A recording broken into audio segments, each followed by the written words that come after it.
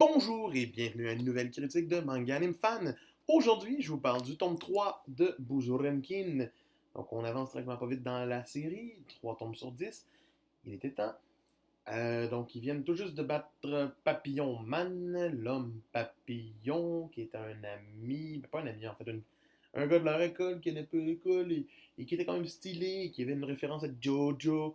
Donc, ils ont battu Papillon Man. Puis Kaneki, ben, il sait pas s'il va devenir un Renkin. Puis il est là qui court pour une nouvelle mission, peut-être. Puis leur maître arrive. Donc bravo, Capitaine Bravo. Quel nom merdique en fait.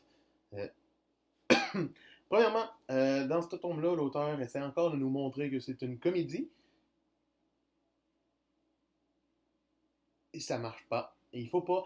C'est pas censé être une comédie, ça aurait été vraiment le fun que ce soit un action, un shonen d'action qui s'assume.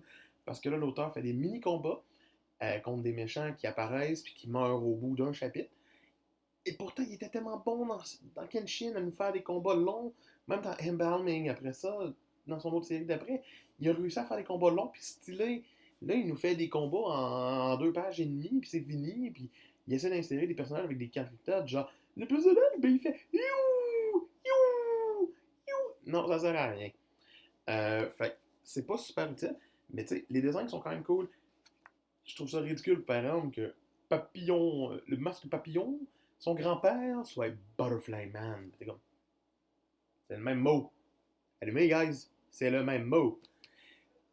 Sinon, on a quand même des techniques intéressantes de la part des méchants, des homoncules qui utilisent des armes de Bozorenkin aussi, pourquoi pas, parce que why not? Ça reste quand même intelligent comme concept.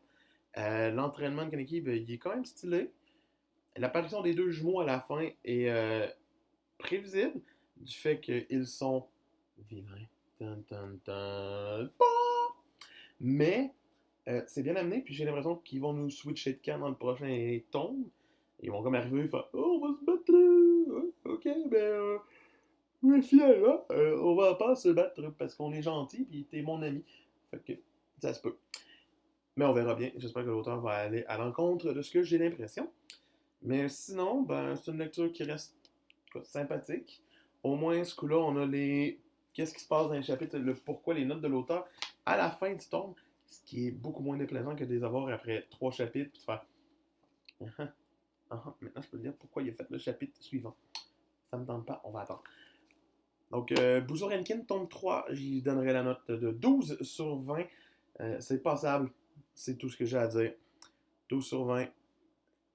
Il y a eu meilleur dans la vie de l'auteur, en espérant que la suite soit meilleure.